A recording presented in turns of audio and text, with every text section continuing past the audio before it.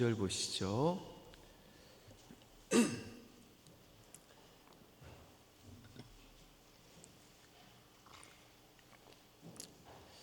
잠언 16장 9절입니다.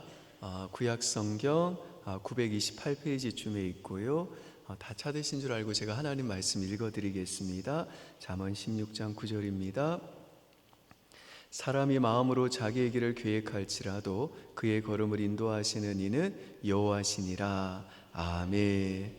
네, 여러분들 오늘 반갑습니다. 특별히 오늘 우리 수능 앞두고 있는 우리 수능생들 그리고 또 우리 부모님들 함께 오셨는데요. 요 앞에 계셔요. 우리 이따가 뭐 축복기도 해줄 것입니다만은 오늘 잘 오셨다고 또 힘내시라고 오늘 은혜 많이 받으시라고 우리 박수로 격려하겠습니다. 잘 오셨습니다. 우리 오늘 수능 앞에 두고 오신 우리 그 친구들만 좀 한번 손 들어 주시겠어요? 친구들? 네. 여러분 너무 귀합니다. 우리 양옆에 있는 분들과 이렇게 한번 인사하겠습니다. 하나님이 인도하실 것입니다. 네, 오늘 본문에 보니까 하나님께서 우리의 걸음을 인도하신다라고 약속하세요. 이 시간에는 우리의 걸음을 인도하시는 하나님이라는 제목으로 본문이 주는 두 가지 메시지 생각해 보겠습니다. 첫 번째 이 본문이 우리에게 주는 메시지는요, 나의 선택에 하나님의 섭리가 함께 한다는 것입니다. 오늘 본문 우리 다시 한번 여러분이 읽어 주실까요? 시작. 사람이 마음으로 자기의 길을 계획할지라도 그의 걸음을 인도하시는 이는 여호와시니라. 자, 여기 보시면 사람이 그 마음으로 자기의 걸음을 계획한다라고 말씀하죠. 그런데 오늘 이 말씀 읽고 내가 아무리 계획을 치밀하게 세워도 결국 하나님께서 하나님의 계획대로 내 걸음을 인도하신다고 하니까 내가 계획 같은 걸 세울 필요 없겠네 라고 오해하시면 안 됩니다. 우리가 뭔가 선택을 할 때 또 돈을 어디 투자하거나 어떤 중요한 의사결정을 하거나 집을 사거나 파는 걸 어떤 타이밍에 할지를 판단할 때 우리가 고려할 수 있는 건 다 고려해서 신중하게 계획을 세우고 결정을 해야 돼요. 특히 우리 수험생들은 지원할 대학을 선택할 때 입시 제도가 어떤지, 또 그 학과의 앞으로의 전망이 어떨지, 또 등록금과 또 기숙사는 어떤지 알아볼 수 있는 건 다 알아보고 다 고려하고, 그래서 신중하게 계획을 세우고 선택을 하셔야 됩니다. 우리 부모님들도 자녀의 진로를 위해 기도하시면서 또 현실적인 정보는 다 모으셔가지고 신중하게 또 선택하고 또 그렇게 또 상담을 해야 되는 거죠. 그러니까 오늘 본문에서 하나님이 우리의 걸음을 인도하신다고 할 때 이 말은 하나님이 우리의 걸음을 인도하시니까 내가 계획을 안 세워도 된다, 계획 같은 건 필요 없다라는 식으로 이 계획 무용론을 말하는 게 아니라는 거예요. 당연히 계획을 세워야 된다는 거예요. 내가 계획 세운다는 거 이거 나쁜 게 아니라는 거죠. 그런데 오늘 본문 다시 한번 보시면요, 사람이 마음으로 자기의 길을 계획할지라도 그의 걸음을 인도하시는 이는 누구래요? 여호와시다. 그렇죠? 일단은 계획은 누가 세운다고 그래요? 사람이 하는 거 맞대요. 하나님이 안 세워준대요. 내가 이 계획 세우는 거는 내가 세운대요. 그런데 분명히 계획을 세우는 건 사람이고, 그 사람이 자기가 이제 세운 그 계획대로 걸어가는 건 맞는데 그 걸음을 인도하시는 건 또 누구래요? 여호와께서 그 사람과 우리와 함께 걸어가시면서 우리의 걸음을 인도해 가신다는 거예요. 자, 이게 무슨 말이냐면요, 조금 어려운 말인데 나의 선택에 하나님의 섭리가 함께 일한다는 거예요. 나의 선택에 하나님의 섭리가 언제나 함께 한다는 거예요. 우리 오늘 수능 앞에 둔 친구들은 이 섭리라는 말이 조금 낯설 거예요. 이 섭리라는 말을 라틴어로는 프로비덴치아라고 그럽니다. 이 프로라는 단어와 비덴치아라는 말, 이 둘이 이제 합쳐가지고 이 프로비덴치아라는 이 합성어가 된 거예요. 이 프로라는 말은 앞에라는 뜻이고요, 비덴치아라는 말은 본다라는 뜻입니다. 그래서 이 비덴치아 하면 앞을 미리 본다, 앞에 있는 걸 미리 안다, 이 그런 뜻입니다. 그러니까 섭리란 뭐냐면 앞을 미리 다 보고 계시고 앞을 이미 다 알고 계시는 하나님이 이 세상의 모든 것, 이 자연과 사람과 동물과 시간과 우연까지도 다 다스리신다는 거예요. 그래서 오늘 본문에서 우리가 마음으로 내 길을 계획할지라도 하나님이 우리의 걸음을 인도하신다, 이 말은 무슨 뜻이냐? 분명히 내가 계획한 거예요.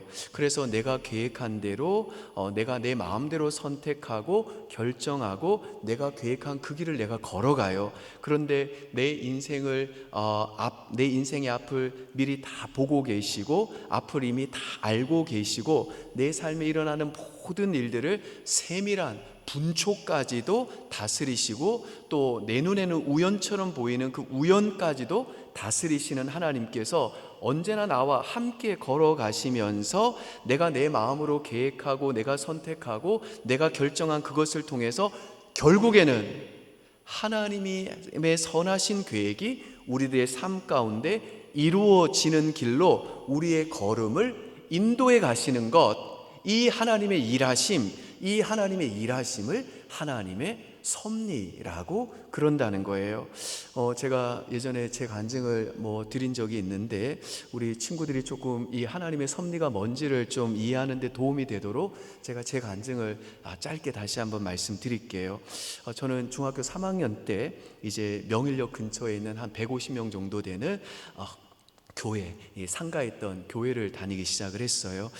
고등학교 때 저는요, 공부는 못했지만 꿈은 높았어요. 이 연세대 철학과를 꼭 내가 진학해야겠다. 그리고 이제 열심히 공부를 했습니다. 왜냐하면 그때부터 저는 이 목사가 되고 싶은 마음이 있었기 때문에 그때 저희 담임 목사님이 철학과를 나오셨는데 이 철학을 공부를 하신 분이다 보니까 이 목사를 공부하기 위한 이 신학 공부할 때 이 철학이 너무 도움이 된다, 그걸 제가 느꼈어요. 그래서 내가 나중에 어차피 목사 되려면 신학 공부해야 되는데 미리 좀 철학을 공부해 두면 좋겠다 싶어서 그런 나름의 큰 꿈을 꿨죠. 내가 꼭 연세대 이 철학과 가겠다. 우리 김중희 목사님도 철학 공부하셨죠. 문제는 제가 아까 말씀드렸듯이 제가 그렇게 공부를 잘 못했다는 거예요. 그래서 열심히 나름은 정말 밤새워 가면서 공부했는데 이 고3 때 성적이 안 나오는 거예요.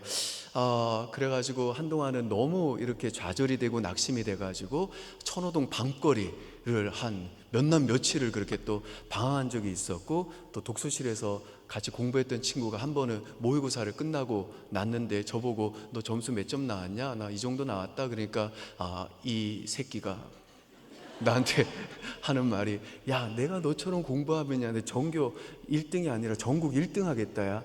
야 나랑 너랑 나 맨날 노는데 너랑 성적이 비교해보니까 비슷하다. 막 그래가지고 제가 열받아가지고 반쯤 죽여놨어. 진짜 내가 순한 어린 양 같은 내가 너무 화딱지가 나가지고 그래서 근데 이제 내가 교회를 다니고 있었기 때문에 그 친구 교회 안 다니고 나중에 제가 무릎 꿇고 이름이 양과야. 양과야, 내가 진짜 미안하다. 내가 잠깐 미쳤나 보다. 내가 정말 미안하다. 그래 무릎 꿇고 사과를 했던 적이 있을 정도로 이게 고3 때 그런 스트레스가 있더라고요. 그리고 나중에 제가 제 현실을 이제 받아들이기로 하고 내가 어차피 나중에 대학교 가기로 했기 때문에 차라리 신학대학교를 미리 가자 그랬는데 저희 아버지가 그때 마침 또 교회를 안 다니시는 분이셨기 때문에 정말 너무 반대를 하시는 거예요. 너 신학대학 가면 내가 너 이 호적에서 파버린다. 그리고 막 술 먹고 오셔가지고 막 저 때린다고 막 그래가지고 제가 그때 또 한동안 또 기도원에 도망가고 막 그랬었어요.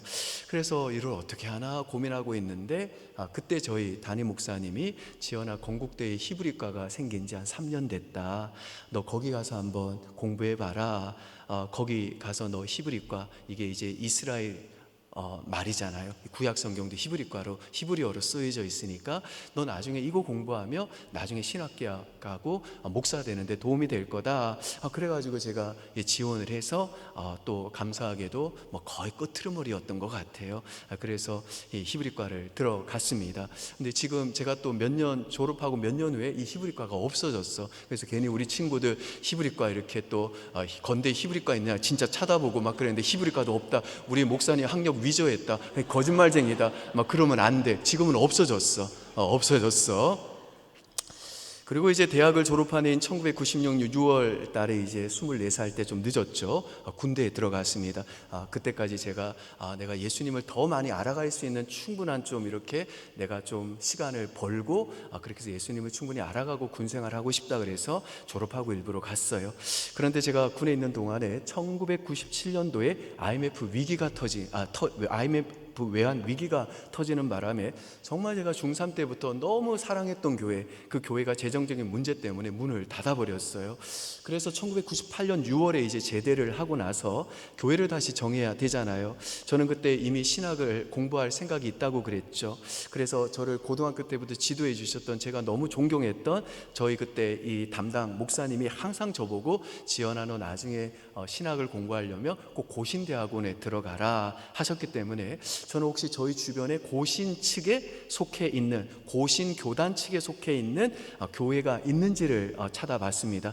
그러던 차에 제 집 주변에 있는 전봇대에 보니까 누가 이제 은평교회에서 하는 부흥회 전단지를 붙여 놓은 거예요.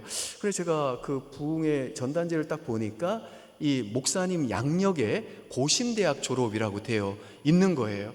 그래가지고 은평교회가 이 고신교단에 속한 교회인가 보다라고 이 확신을 하고 은평교회를 출석하게 됐고, 출석하자마자 우리 윤두경 목사님이래 사모님에게 찜당해가지고 거의 뭐 강제적으로 등록이 됐어요.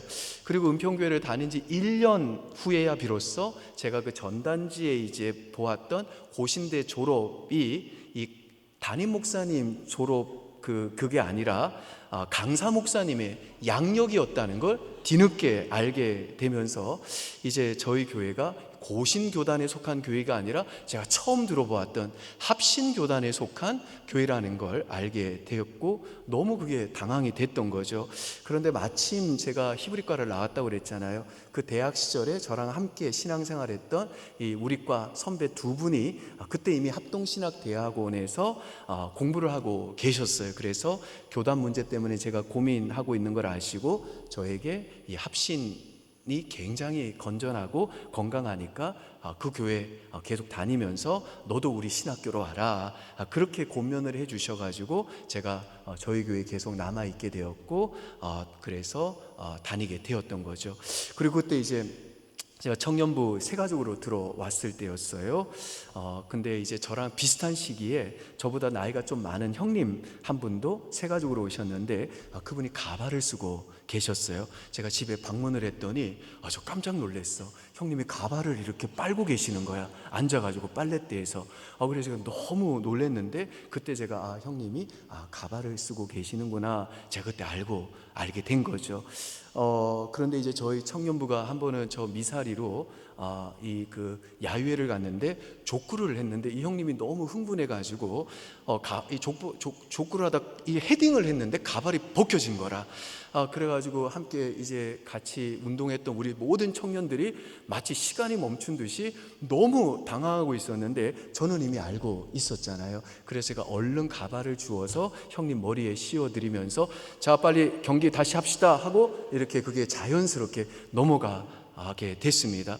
그랬더니 그 형님이 그게 너무 고마웠던지 그 일이 계기가 돼가지고 제가 이제 형님과 속에 있는 이야기를 다 할 정도로 그렇게 아주 가까워졌어요. 몇 년 후에 이제 그 형님은 이제 호주에 가게 되었고요. 가족들과 함께 호주에서 식당을 운영하게 됐고 저는 그 사이에 원로 목사님 추천을 받아서 이제 원래 가기로 했던 합동신학대학원을 가게 된 거죠. 그런데 제가 신학교에 입학한 첫 해에 세탁소를 하시던 저희 아버님이 오토바이를 타시다가 병원에 입원을 하게 되셨어요. 사고가 나신 거죠.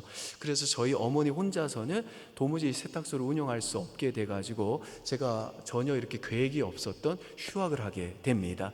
그리고 이제 어머니를 도와드리게 됐는데 저희 아버님이 예상보다 빨리 퇴원을 하신 거예요.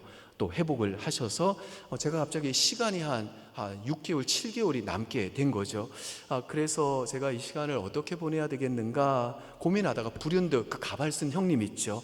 호주 간 형님, 이 딱 생각이 나가지고 그래 내가 워킹 비자로 호주나 가자. 그래서 연락을 드렸더니 오라는 거예요. 자기 식당에서 일하고 아르바이트 하면 되니까 일하면서 돈 벌면서 너 이렇게 호주에서 생활해라. 그래가지고 제가 호주를 가게 됐는데 또 호주에 가면 또 교회를 가야 되잖아요.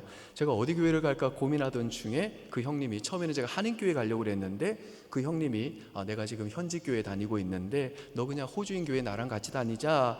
그래가지고 제가 호주인 현지교회로 가게 됐습니다. 그리고 그곳에서 어떤 자매 한 명이 저를 처음 보는 순간부터 저한테 후광이 비쳤대. 막 그러면서 내가 6월 18일 날이 생일인데 그 생일도 어떻게 알았는지 막 아침에 막 이렇게 미역국 끓여주고 막 갖고 오고 막 그러는. 난 미역국 별로 안 좋아하거든. 그런데 그 미역국 막 끓여주 갖고 와서 먹으라고 막 그러고 막 하도 저를 좋아해 주길래 내가 그냥 결혼해 줬어. 그래서 그 자매가 제 아내가 됐고요.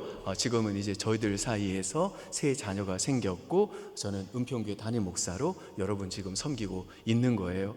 여러분 한번 생각해 보세요. 제가 중학교 3학년 때 교회에 출석한 그 이후부터 지금 제가 세 아이들의 아빠와 또 은평교회 담임 목사가 되기까지 이 짧은 이야기 속에는요 무수히 많은 사건들이 있었어요.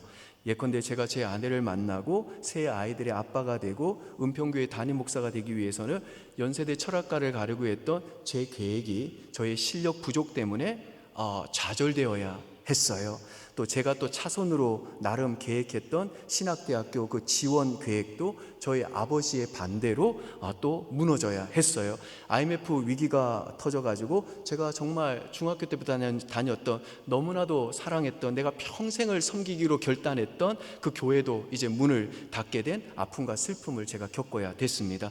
그리고 제가 군에서 제대한 후에 저희 집 주변에 있는 전봇대에 누군가가 은평교회 부흥의 전단지를 붙여 놨어야 됐고 저는 그때 또 우연히 그 전단지를 봐야 됐고요. 강사의 양력을 보고 은평교회가 고신 측에 속한 교회라고 잘못된 확신을 가졌어야 했어요. 또한 제가 은평교회에 출석했을 때 윤두경 사모님한테 찜당해가지고 강제로 등록당해야 됐고 1년 후에 제가 저희 교회가 고신 측이 아니라 합신교단에 속한 교회라는 걸 알고 당황했을 때 그런 저에게 합동신학교라고 권면해준 두 선배가 이미 합동신학교에 다니고 있었어야 됐고 저에게 또 그 두 분의 말을 따르고자 하는 마음이 생겼어야 했습니다. 또한 저랑 비슷한 시기에 교회에 왔던 그 형님은요 가발을 쓰고 있어야 됐었고 또 그 가발이 벗겨지는 사건이 발생해야 됐었고 그래서 제가 그 형님과 친해지는 결정적인 좀 우연과 같은 이런 사건들이 있어야 했어요.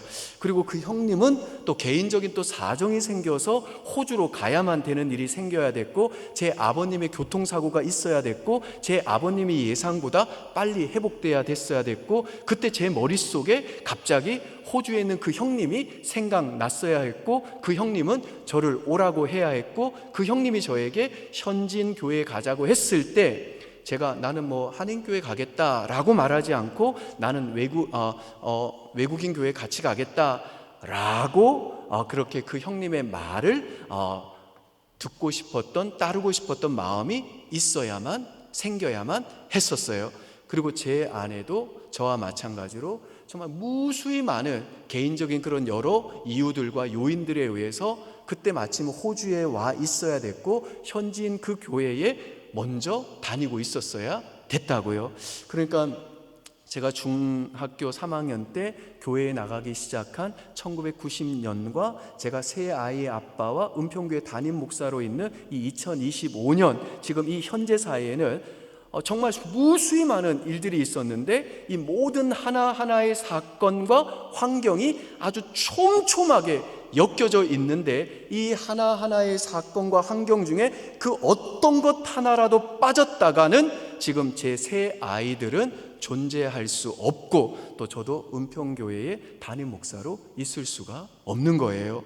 여러분, 이처럼 내 인생의 앞을 미리 다 보고 계시고 앞을 이미 다 알고 계시고 내 삶에 일어나는 모든 일들을 그 세밀한 분초까지 다스리시고 우연까지도 다스리시는 하나님께서 언제나 나와 함께 걸어가시면서 내가 내 마음으로 계획하고 내가 선택하고 내가 결정한 그것들을 통해서 결국에는 하나님의 선하신 계획이 우리들의 삶 가운데 이루어지는 길로 하나님이 우리의 걸음을 실수 없이 인도해 가시는 것, 이 하나님의 일하심을 가리켜 하나님의 섭리라고 그런다는 거예요. 아멘이세요, 여러분? 오늘 본문에서 하나님이 우리의 걸음을 인도하신다라는 말은 나의 선택에 이 하나님의 섭리가 언제나 함께 간다는 거예요. 그런데 이 하나님의 섭리와 관련해서 우리가 꼭 기억해야 할 게 하나 있습니다. 그게 뭐냐면 이 하나님의 섭리는요, 내가 잘한 선택뿐 아니라 내가 잘못한 선택에도 언제나 이 하나님의 섭리가 함께 간다는 거예요. 오늘 여기 계신 우리 수능생 여러분이 지금까지 고3 혹은 재수하는 1년 동안 수많은 선택들을 하셨죠. 어떤 과목에 집중할지, 내가 어떤 학원을 다닐지, 모의고사 결과를 보고 내가 어떤 공부 방향을 조정할지 여러분이 선택하셨을 거라고요. 그런데 돌이켜보면요, 그 중에는 잘한 선택도 있지만 아닐 때도 있었잖아요. 그때 내가 이 과목을 좀 더 열심히 공부해 둘 걸, 그때 그 학원을 내가 바꿀 걸, 그때 내가 이걸 조금 더 집중할 걸, 이런 후회가 있잖아요. 우리 부모님들도 자녀들에게 내가 이렇게 방향을 지도해 줬었어야 되는데, 또 이렇게 지원했었어야 되는데, 내가 이런 좋은 환경을 좀 만들어 줬었어야 되는데, 이런 자책이 있잖아요. 사실 우리의 지식에는요, 한계가 있기 때문에 내가 아무리 치밀하게 계획을 세워도 막상 이 선택의 기로에 서게 되면 헷갈리잖아요. 내가 이 남자를 내 배우자로 선택하는 게 맞나? 지금 내가 주식을 매도하는 게 맞나? 지금 이 집을 사는 게 맞나? 내가 지금 이 학교에 지원하는 게 맞나? 하면서 지금 이 선택이 내 미래에 미칠 영향이 너무 큰 줄 알기 때문에 이 선택에 대한 책임감과 부담이 있잖아요. 그리고 막상 선택을 하고 나서도 나의 선택이 과연 옳았는가 하는 불안감이 생기고 나의 선택이 옳은지 확신이 없잖아요. 특별히 내가 막상 선택을 하고 나서 보니까 그 선택이 잘못된 거면 어떻게 할 거예요?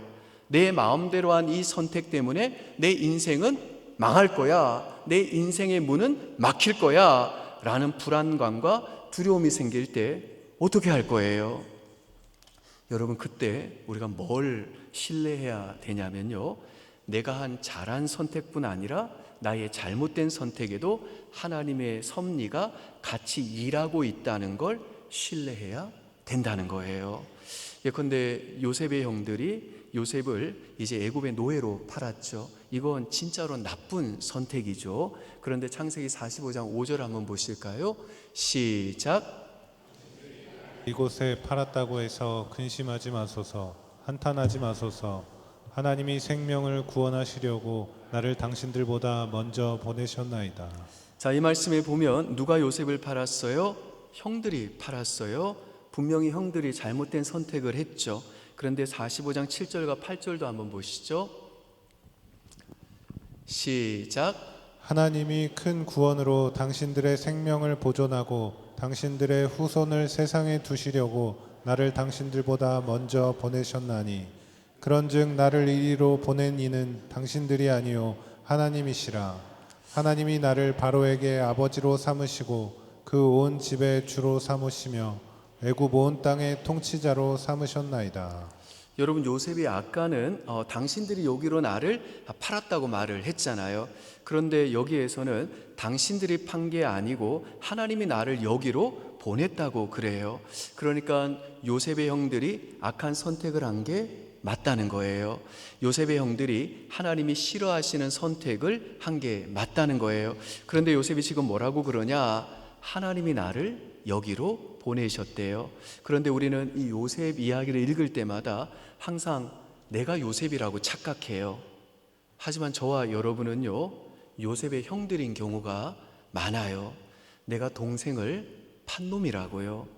내가 하나님 말씀대로 선택 안 하고 선택을 잘못한 사람이 될 경우가 많다는 거예요.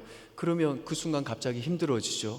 아, 내가 한 이 잘못된 선택 때문에 내 인생이 막히고 내 삶에 불행과 저주가 오는 건 아닐까, 내 인생이 꼬이는 건 아닐까 두려워지죠. 불안해지죠. 그때 하나님께서 이 요셉의 입술을 통해 저와 여러분에게 주시는 약속이 뭐냐면, 너 근심하지 마, 너 절망하지 마, 너 탄탄하지 마. 너의 그 잘못된 선택에도 내가 나의 선한 섭리로 너와 함께하여 너의 그 잘못된 선택을 통해서도 나의 계획이 너의 삶 가운데 이루어지도록 내가 너의 걸음을 실수 없이 인도해 갈 거야 라고 하나님이 저와 여러분에게 약속해 주시고 위로해 주신다는 거예요. 여러분, 내가 잘한 선택뿐 아니라 내가 잘못한 선택까지도 하나님의 섭리가 함께 일한다라는 걸 저와 여러분이 신뢰하지 못하잖아요. 그러면 내가 뭔가 중요한 선택을 할 때, 내가 내 배우자에 대한 선택을 할 때나 내가 학교를 선택할 때나 사업을 할 때 내가 어떤 결정하는 게 너무 두려워지게 될 거예요. 왜냐? 내 지식과 경험에는 한계가 있다는 걸 내가 잘 알거든요. 내 무지를 내가 잘 알거든요. 내 결정이 옳을 때도 있었지만 돌아보면 진짜 아닐 때도 많았거든요. 그래서 우리 그리스도인들은 뭘 믿어야 되냐? 내 선택에 누가 언제나 함께 일하냐? 하나님의 선한 섭리가 언제나 같이 일하고 있다는 걸 이거 믿어야 된다는 거예요. 그러면 어떻게 되느냐? 내가 모든 걸 잘 고려해 가지고 신중하게 계획하고 하나님께 열심히 기도하면서 선택하고 결정했어요. 그런데 그게 완전히 꽝인 결정이었다고 칩시다. 내가 결정하고 났더니 이건 아닌 것 같아. 야, 나 너무 힘들다. 그렇다고 칩시다. 그런데 그때에도 괜찮다는 거예요. 왜냐? 거기에도 하나님께서 그분의 섭리로 일하셔서 우리의 걸음을 선한 길로 인도하고 계시기 때문이라는 것입니다. 아멘이세요, 여러분? 자, 두 번째 본문이 주는 메시지는요, 내 계획이 무너질 때 하나님의 더 큰 계획이 있다는 것입니다. 여러분, 하나님께서 우리의 걸음을 인도하신다라는 이 말이 무슨 뜻이냐면, 나의 선택에는 언제나 하나님의 섭리가 함께 하시기 때문에 설령 내 계획이 무너질 때에도 하나님은 그분의 선한 섭리를 통해 내 계획보다 훨씬 더 큰 하나님의 계획이 성취되는 그 자리로 내 걸음을 인도하신다는 거예요. 그러니까 내 계획이 무너질 때 하나님의 더 큰 계획이 있다는 거죠. 저 같은 경우에는요, 연세대 철학과를 가려고 했던 계획, 또 신학교에 가고자 했지만 아버지의 또 그런 반대로 못 갔던 계획, 또 고신대학원에 가고자 했던 계획, 이런 계획들이 무너질 때에도 하나님의 더 큰 계획이 있었다는 거예요. 그래서 존 파이퍼 목사님이 이런 말을 하셨어요. 한번 들어보시죠. 하나님은 늘 우리 삶에서 만 가지 좋은 일들을 하고 계시지만 우리는 그중 두세 가지 정도를 알아챌 뿐이다. 무슨 말이죠? 하나님께서 저와 여러분의 계획들이 무너진 그 사건을 통해 이루고 싶은 만 가지의 하나님의 계획들을 하나님은 성취하고 계시는데, 저는요, 그 만 가지 일 중에 겨우 두 가지 일, 내 계획이 무너진 그 일을 통해 하나님께서는 내 아내를 만나 새 아이의 아빠가 되게 하시고 또 은평교회의 담임 목사가 되게 하시려는 더 큰 계획이 있었구나. 이 두 가지만 저는 알아차렸는데, 실제로는 제가 아는 이 두 가지 말고도 저의 무너진 계획을 통해 일하고 계셨던 하나님의 일하심은 만 가지가 넘는다는 거죠. 요셉도 그렇잖아요. 팔려가고 또 감옥에 갇히는 이 숱한 요셉의 계획이 무너지는 사건을 통해 하나님은 정말 만 가지 일을 하고 계셨잖아요. 정말 그 안 좋은 일이 일어나지 않았으면 결코 경험하지 못했을 좋은 일들이 전부 다 요셉의 계획이 무너지는 그 사건들을 통해 요셉이 경험할 수 있었다는 거죠. 그러니까 우리 하나님은 어떤 분이시냐? 저와 여러분의 계획이 무너질 때 하나님은 그분의 선한 섭리로 우리의 걸음을 인도하셔서 언제나 내 계획보다 훨씬 더 크고 내 계획보다 훨씬 더 좋은 하나님의 선하신 계획이 내 삶 속에 이루어지도록 일하시는 분이라는 거예요. 그래서 제가 작년 다드림 기도 때도 제가 이 말씀을 드렸는데요. 한 번 더 이 말씀 드릴게요. 여러분, 나의 선택에는 하나님의 이 섭리가 언제나 함께 가고 함께 일하시기 때문에 지금 나의 삶, 지금 우리 수능생 여러분들이 걸어가고 있는, 또 저와 여러분이 걸어가고 있는 인생의 이 여정은 결코 플랜 B가 아니라는 거예요. 여러분, 플랜 B가 뭡니까? 원래 나한테는 플랜 A가 있었어요. 내가 그 플랜 A를 못 이루는 바람에, 그 기회를 놓치는 바람에, 그게 뭐 저의 실력 부족일 수도 있고 어떤 갑자기 변한 환경 탓일 수도 있지만 뭐가 됐든지 간에 그 기회를 놓치는 바람에 어쩔 수 없이 플랜 B, 플랜 C, 플랜 D로 이렇게 내 인생이 진행됐다는 거잖아요. 그런데 그게 절대 아니라는 거예요. 하나님은 영원 전에 이미 우리를 향한 플랜 A를 계획하셨는데, 그 계획하실 때 이미 우리의 실패와 넘어짐과 잘못된 선택과 그로 인한 자책과 눈물과 한숨과 후회를 이미 다 알고 계셨다는 거예요. 예컨대 내가 그 남자를 놓쳤으면 안 되었어요. 내가 그 학교를 갔으면 안 됐어요. 내가 그 사람을 괜히 만나가지고 그 사람이랑 괜히 결혼했어요. 내가 어쩔 수 없이 이 직장을 다니고 어쩔 수 없이 지금 이 일을 하고 있다. 이런 생각들이 우리에게 있잖아요. 우리 수능생 여러분들도 내가 1학년 때 공부를 좀 더 열심히 했어야 했는데, 내가 2학년 때 그 과목을 포기하지 말았어야 했는데, 내가 3학년 때 좀 더 전략적으로 공부했어야 됐는데, 내가 그때 그 수업 잘 들었어야 됐는데, 내가 그때 좀 더 집중했어야 되는데, 이런 생각들이 있잖아요.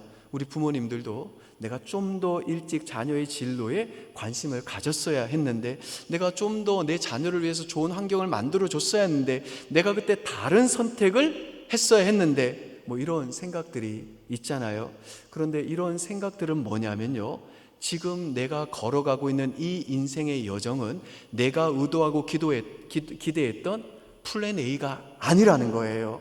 이거는 내가 그때 실수해가지고, 그때 내가 잘못 투자해서, 그때 내가 잘못 선택해서, 내가 원하지 않는 학교인데 내가 실력이 안 돼가지고 어쩔 수 없이 내가 이 학교에 들어왔고, 내가 저 연봉 받는 대로 갈 수 있었는데 내 학벌이 안 좋은 바람에 못 가고, 어쩔 수 없이 이 회사에 취직해가지고 어쩔 수 없이 내가 이 회사를 다니고 있고, 내가 그때 그 사람 놓치는 바람에 지금 이 배우자랑 어쩔 수 없이 사는 거다. 이렇게 생각하는 것, 이게 바로 내 인생은 플랜 A가 아니라 플랜 B로 보는 시각이라는 거예요. 여러분, 이런 사람은 그 삶이 어떻겠어요? 감사가 있을 수 있겠습니까? 자신의 삶에 대한 만족이 있을 수 있겠어요? 지금 내게 일어나는 일을 정말 감사함으로 하나님의 섭리로 받아들이고 이 일을 통해 행하실 하나님의 일하심을 기대하는 인생이 될 수 있겠습니까? 그렇지 않아요. 무슨 일이 있어도 이 사람들은요, 늘 원망하고 환경 탓하고 남 탓하고 부모 탓하고 내 실력 없는 것 탓하고 나는 운이 없어, 재수가 없어, 늘 이렇게 자기의 삶에 대해서 비관하며 그렇게 남 원망하고 환경 탓하며 살 수밖에 없는 거예요. 여러분, 이건요 정말 인간적으로 볼 때 인간적인 시각이고 불행한 인생입니다. 그러나 하나님의 시각에서는 뭐라고 그래요? 지금 내가 걸어가고 있는 이 인생의 여정, 내 삶은 뭐라고 그래요? 절대로 플랜 B가 아니라는 거예요. 지금 내 삶의 여정은 절대 플랜 B가 아니라 하나님이 영원전에 날 위해 세우신 그 계획대로, 하나님은 그분의 섭리로 내 인생을 한치의 실수와 오차 없이 가장 좋은 길로, 가장 완전한 길로, 안전한 길로 인도하시는 하나님의 플랜 A라는 거예요. 그래서 어떤 분이 우리 인생은 하나님이 영원전에 계획하신 최상의 삶인 플랜 A다. 우리 그리스도인들은 그 하나님이 정하신 플랜 A, 최상의 길로만 가는 인생이다 라는 걸 두 문장으로 기가 막히게 요약을 했는데, 오늘 우리 사랑하는 수능생 친구들 이거 평생에 좀 마음에 새기시면 좋겠어요. 한번 보시죠. 나는 어쩔 수 없이 이 길을 걷고 있는 것이 아니다. 그 다음 여러분이 한번 읽어주실까요? 시작. 나는 이 길을 걸어야만 하는 최상의 이유가 있다. 믿습니까?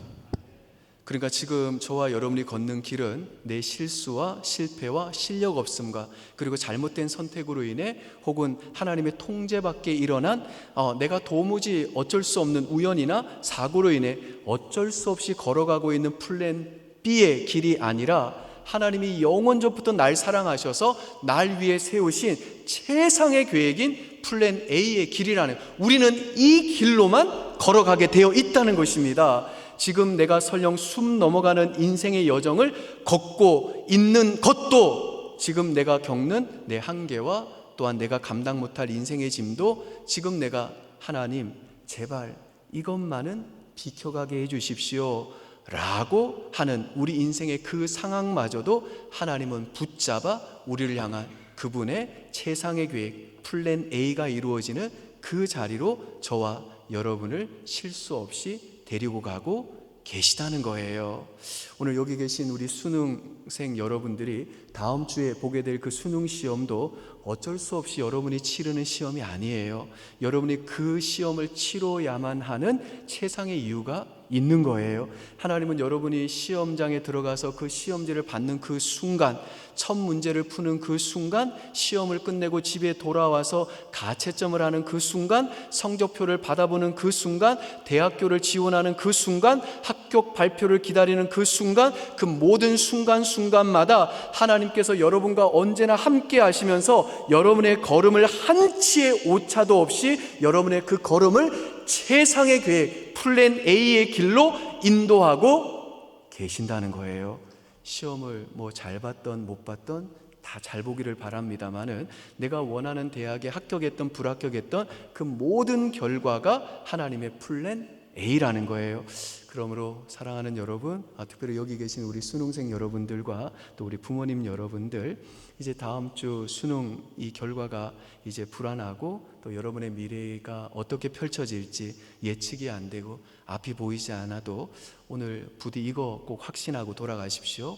나는 어쩔 수 없이 지금 이 여정을 걷고 있는 것이 아니라, 나는 지금 이 길을 걸어야만 되는 최상의 이유가 있다. 내가 지금까지 걸어온 길과 또 내가 앞으로 걸어갈 길과 이번 수능 시험과 그 결과까지도 하나님이 그분의 실수 없는 섭리를 통해 그분이 날 사랑하사 영원전에 날 향해 세우신 계획하신 최상의 계획인 플랜 A의 길로, 가장 완전한 길로, 가장 안전한 길로, 가장 유익한 길로, 가장 행복한 길로 내 걸음을 인도하실 것이다. 이 믿음 가지고 이번 수능의 결과와 여러분의 인생 전부를 이 하나님께 다 맡기시기를 주님의 이름으로 축복합니다. 축복합니다. 네, 이 시간 우리 찬양 부르기 전에 오늘의 기도 한번 설교 요약 및 오늘의 기도인데요. 이거 한번 우리 좀 믿음으로 고백했으면 좋겠습니다. 여러분이 한번 읽어주시죠. 시작. 하나님